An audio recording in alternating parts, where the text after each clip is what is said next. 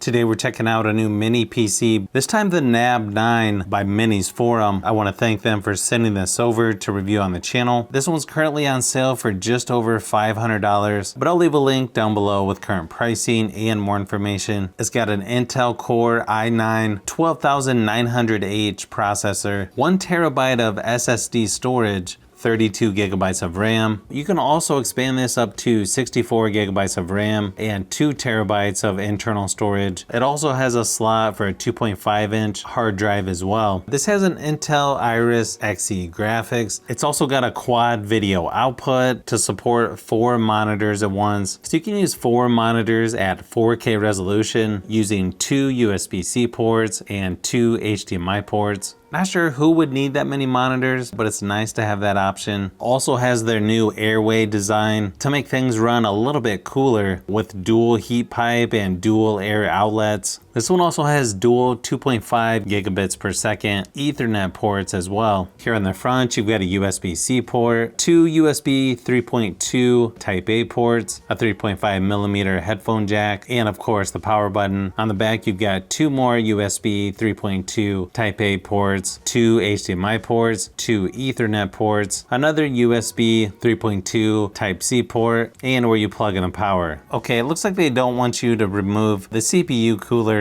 because this could void the warranty. Just something to keep in mind. Of course, you've got your user manual.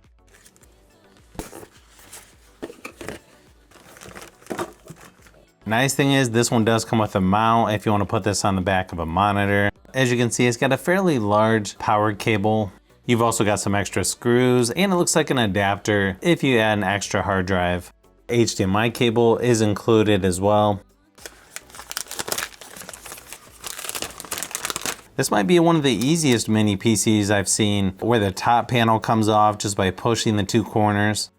You can see your memory over here to the right, so pretty easy to access things there. On the bottom, you can see it's got nice rubber feet on each corner, and then 2 threads here for the mount towards the center. Build quality on this is somewhat similar to some of the others I've tested. Definitely seems like a nice upgrade to have the removable top just by pushing on it. When testing this out, I was playing some YouTube videos at upscaled 4K resolution, and it didn't have hardly any dropped frames, so that's always good to see. I did notice the scores on the 3D Mark Time Spy testing was pretty comparable for CPU score, but not quite as good when it comes to the GPU score versus the Ryzen 9 mini PC that I tested recently. And then it's almost identical to the Ryzen 9 mini PC for Geekbench 6 CPU scores, but quite a bit less on the GPU score. But it is more powerful than the i7 mini PC that I tested recently, and it's probably going to depend on what types of stuff you'll be doing. After running the benchmark test for Forza Horizon 5, it got about 35 frames per second. So again, it's probably going to depend on which games you're playing, but surprisingly, Forza Horizon 5 was smoother than I expected, and it stayed right around the mid 40s as far as the frames per second. I also tested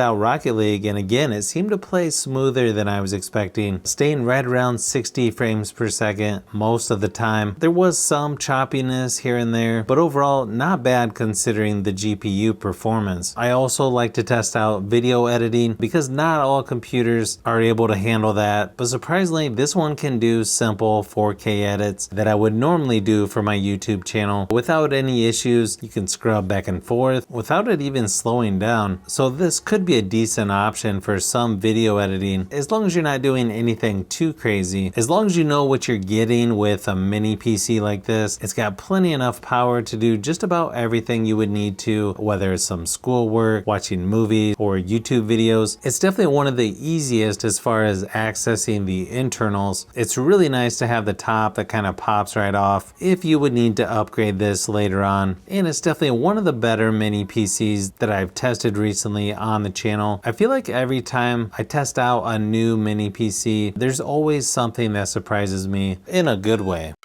So if you've made it this far into the video, you may want to say thanks by subscribing, and don't forget to give a thumbs up if this video was helpful. This is Brian from Fishbee Productions. Thanks for watching, and I'll see you on the next one.